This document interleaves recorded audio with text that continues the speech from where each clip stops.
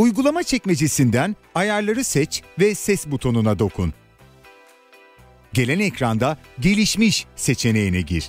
Telefon zil sesi bölümündeki seçenekler arasından dilediğini tercih edebilirsin. Eğer farklı bir zil sesi eklemek istiyorsan listenin sonunda yer alan Zil sesi ekle butonuna dokun. İstediğin zil sesini bulunduğu klasörden sesi seçip listeye ekle.